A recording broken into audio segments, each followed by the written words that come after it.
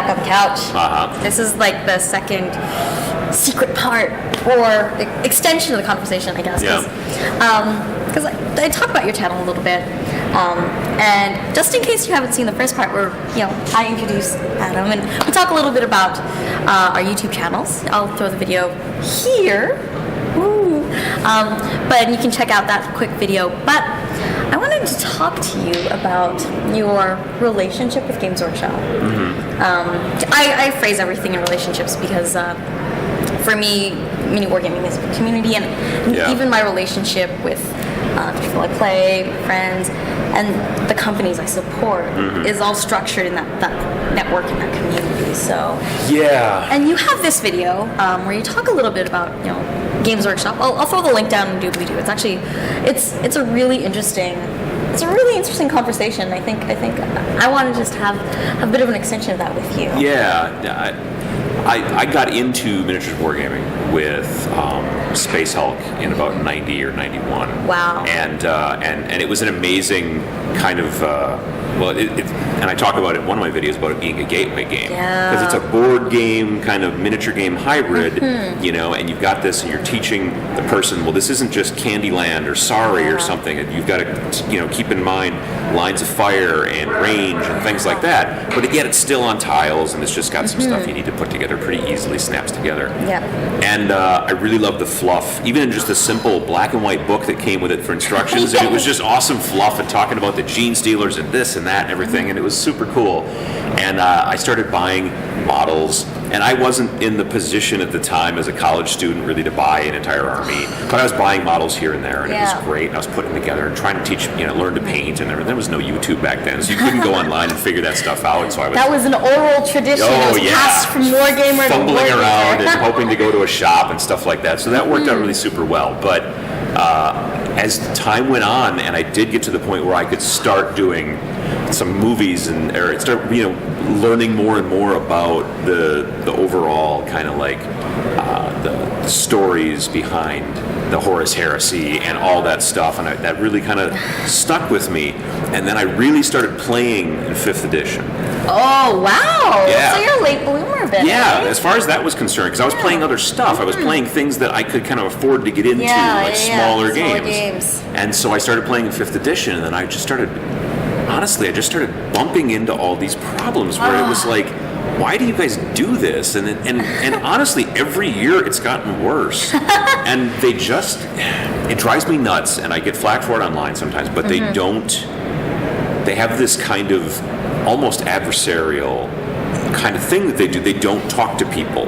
Yeah. They don't have a message board. They used to have a Facebook page. They closed it. They seriously, it's just in this day and age, they closed their Facebook page, and it's just that kind of stuff. Would it surprise you if I told you they used to have a message board? No, I knew they do. I used to. As in in the 2000 and late 90s, early 2000s. Yeah, no, I know.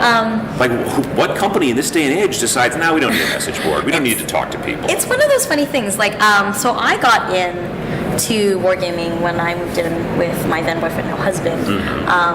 And I found this box of miniatures that was stashed away in a corner at the top of the closet because I thought it was pornography. And I pulled this box down thinking it'd be these heavy magazines, and look, they're really little tiny spaceman and whatnot. They're Tyranids. Even worse. All right.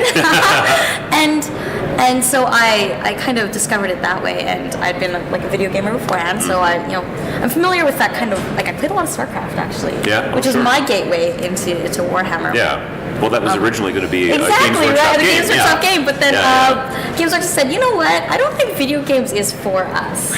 Of course, now there's tons of them. Right? Yeah. They're making Angry Birds with Gretchen, I think. Lord. I'm not kidding. I am not kidding. Seriously, not at all. I'll tweet you the preview. You'll love it. I swear. But I remember this at the end of 3rd edition. They used to run summer campaigns. It was a global campaign, and they would. At that time, they would log the results, and the results would affect the universe. Right, and companies are still doing that to this day. Yes, absolutely. Not Games Workshop. Golem Arcana does that. Yeah, totally. So back then, when you signed up for that, it was Eye of Terror. I got super big into. Abaddon was going to go in the Eye of Terror, And fail again. Fail again. It was his push again. Yeah. And you registered, and your victories would affect certain sectors. And they used the message boards. People used the message boards to organize themselves by their army, by their whatever. That's why the Tau segmentum grew, actually, because of Eye of Terror, because all these Tau players started being extremely organized.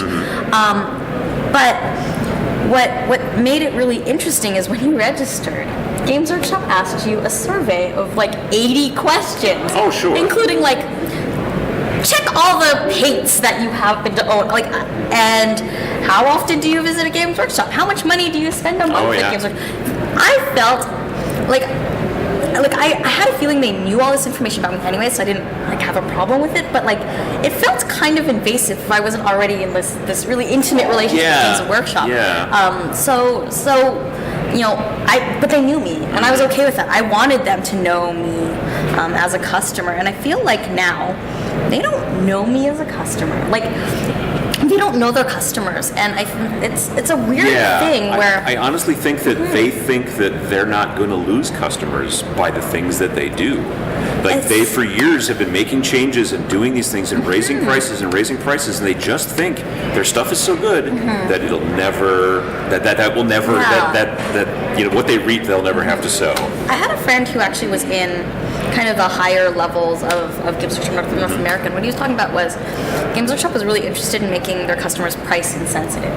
It was their and I mean, let's face it, hobby products are luxury products. And they're not cheap. They're not cheap. And they do, admittedly, in every sense of the word, make some of the best. Absolutely. Some of the best models in the world. Not even just in terms of how they look, but the tooling of them is so smart. That, absolutely. They're so easy. It's so rare that I have to mess with a mold line over a piece of detail that I kind of need to not scrape off. You know? Yeah. So that's the sort of stuff where Games Workshop excels, but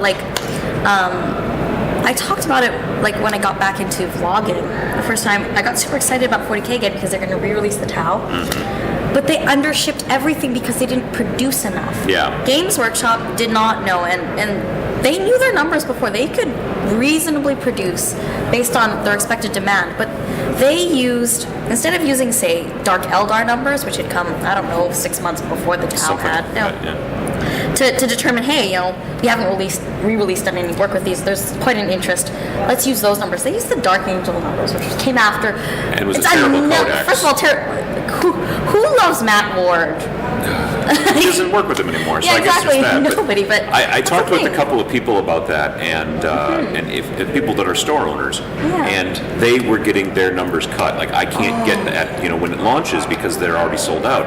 But anybody who bought from their website always got it. Because Games Workshop for years has been trying to get more and more people to just go to the website. And it's the worst part is, and arguably, I've never heard anyone ever complain about the customer service they've had at a Games Workshop retail store. The staff there love what they do so much that they are great advocates for the company. But even those people can't get product shipped to their store. Right. They have to tell people yes, you've come to the store now. Go to this computer that's here.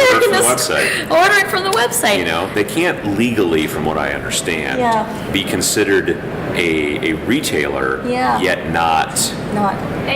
Because one thing is that if they do that, they will become a manufacturer, and it's a completely different tax situation in their country. So they have to be we are a retailer, but they really want you to buy direct. And it's one of those things where I don't know, and I have this conversation a lot with the people I kind of have in my circle.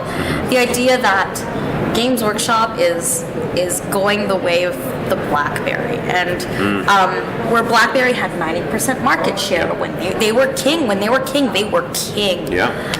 And then all these upstarts showed up, doing what they do, doing it better, doing it more agile, being more responsive, when you look at companies, companies like with Games Workshop, and everyone's always said for years, they make the best models. Yeah, but Malifaux's got some really good models. Anyone who does work with Cool Mini or not, right? Cool Mini or not, I just bought a whole bunch of Wrath of Kings. Oh my I bought gosh, right? the House Hadros, which are like kind of the fish people. Yeah. And those models are amazing. Beautiful. And there's like no mold lines. I talk to people like, and this is the other thing. Like, I play a lot of Bushido, which I love. And like when people say Games Workshop makes great models, I'm like, look at the Bushido models. Yeah. Their ugliest model is based on folklore characters, so it looks like this weird demon character from Asian folklore. But like when you look at their concept art and you stick it next to the model, they look exactly the same. And there is no other company that is able to do that. Like, I don't think that Games Workshop is able to necessarily say that anymore. The technology's moved so fast, and 3D printing is coming up, and well, just injection it's just molding. happening. Injection molding, like the crazy, plastics. crazy. It used to be incredibly, expensive to do that. So only the biggest company could. Yeah. Well, now it's becoming cheaper in price. It's 3D printing to be able to make the original masters and all that stuff. And so that's a big kind of like thing that they had in their corner. Yeah. They don't have in their corner as much anymore. And I think that, I don't know. I mean, given that we are talking to people who are just getting into the hobby and stuff, we're in an interesting position too, because when I talk about games to get into, I don't talk about 40K anymore. I don't talk about fantasy, because it's just like, if you want to get into that game and just happen to have a spare $1,500, $2,000 to play around with, great, that's great. You should share. But really, the truth of the matter is that they've priced themselves out of being the first game, and therefore having the deepest love. Because Games Workshop and 40K, I talk about them as like, my relationship with Games Workshop often resembles that of like the abusive spouse. Like they're the boyfriend. Syndrome. Yeah. There's still a lot of people that are like, just they will rail on them and hate them, but when the new stuff comes out, they buy it. They'll change for me, babe. Exactly, Seriously, it's just sometimes it makes me so mad. But like, I think when that happens, it's only because they were the first love, therefore they are the deepest. Yeah. And even then, that is going away for me. It's, well, and the thing is, as new people come on, if that's not the first love, right? They'll come in and they'll come out, and they'll know that there are other options out there. In my local store, it's probably about half and half miniatures and Magic. Yeah. That's like the two big things. Yeah. But the thing is that now there are a lot of Magic players that I know that go to that store every week and play Magic, and they're starting to play X-Wing. Yes. Because they can buy it, open it up, it's painted, it's put together, and they can play a miniatures game, and they don't have to mess with all that weird stuff that the rest of us dorks, do. So seriously, it's one of those situations where like I know at least like 4 or 5 Magic players in my local store, just in my relatively small town, that have switched. They still play Magic, but they're playing X-Wing. And I think that's one of those, as we see more and more hybrid games, and I think that's why skirmish games are starting to come up and do very well, because they don't have, like, you play a skirmish game, you don't have to recreate an entirely new universe. No. Use concepts that are familiar. So like you look That's at... what Malifaux does. That's what Malifaux does. That's what Wild West Exodus does. Absolutely. You like Westerns, you like steampunk, here's your game. Like the concepts are there, and so the universe doesn't have to be built from the ground up the way that, say, 40K has to be built from the ground up. And any kind of game that you can get into, rule book and models for less than $100. Starter sets. I look at Planetfall is like my new thing right now. It's my jam. Spartan Games. Sure, right. From Firestorm Armada. Right. It's the ground version. Ground war. Yep. Oh my god, everything in that box is beautiful. The mold lines are nearly invisible, and they're like almost 99% of them are one piece, and the pieces that are secondary, they just sit on top. You don't even need glue. Oh, really? That box does not need glue. Wow. And you're just like, this is a mini game that doesn't need glue, and the mini does the work for you when it comes to painting. So how can you not? And that box is maybe like $100 ish. A great way to get in, and so I don't. All the stuff from Mantic. Absolutely, I love Dead Zone. Dead Zone. I painted up a whole bunch of the terrain recently, and I got 2 sides ready to go, and I brought them here to Adepticon and to play with a bunch of guys on the club table that we've got. I mean, just that terrain is awesome and all that stuff, and you get that entire box for $100. You get a mat, you get terrain, and 2 forces, so you and your friend can play. Mantic has been just coming up with these really great ways to get people in. Absolutely. And I think that as we see more and more entries into the pie is big enough, right? I think that's Absolutely. the other thing. Like as a mini wargamer, I used to spend $500 on Games Workshop. I still have $500 a year to spend on miniatures. It's just not all going. It's just not going to Games Workshop. And the thing is, I frankly think that the pie is getting bigger. It is. If you look at Gen Con's the numbers of people that are coming to Gen Con, it's I think doubled since 2008. Gosh. Because it was 60,000 people last year. Yeah. So now, granted, most of those people aren't miniatures players, Yeah. you know, because that's the whole Yeah, pie. that's whole. But every time that the overall tabletop gaming industry gets Grows. bigger, Yeah. some of that is also miniatures. And the comfort with it, like I was remarking with some of my female wargaming friends who are also here about how this is like the highest ratio of women I have ever seen at any Adepticon. Yeah, no, I absolutely agree. Like I'll go to the women's bathroom and there's another person in there, and that's like a big deal. I'm like, wow, yeah. I'm actually sharing this thing now. This Yeah. isn't a private stall for me. We're looking at 1 in 10, which is like a number that, like even last year felt like 1 in 20, and I think that that's partly due to the popularity of tabletop games, and then the crossover of that into what we're seeing now in terms of those hybrid games. Did you see the Malifaux Masters tournament today? Yes, There's a lot of ladies in there. A lot. And it's one of those skirmish games. It's it's you don't see, and I think it may be the culture of that game as well. Like, you know, It is. I mean, that particular culture, because yeah. everything is very character driven. Character-driven, There's yeah. not so much. Narrative. There's very few like, well, this is another type of soldier. Yeah. Everyone's got a name and a story and something Yeah. behind them, and they look different, and it's interesting, and you can get kind of the relationships that are going on. Exactly, and I think that for me that's interesting as well. Like that narrative aspect is what's drawing women into the gaming Yeah. aspect. The same reason why you see, you see a very high proportion of role players, women. Yeah. They're now crossing over in through that way, and Yeah. we haven't really seen a lot of that before, and we're seeing it now, and I'm really excited for it. Yeah, I agree. So yeah, that was kind of a fun chat. Yeah, I think so. Thanks I think so. thanks for hanging out with me, Adam. Yeah, well, thanks for having me, and it's been a great convention. I'm hoping you have a good one. I've had a enjoyed great it, one yeah. so far. So yeah, I already can't wait till next year. It's that good. Yeah. Anyways, check out Adam's channel, and yeah, totally. Just check out the breadth of games. I mentioned quite a few. I'm gonna try to catch them all in the doobly-doo below, and you can check those out as well. Anyways, have a good one.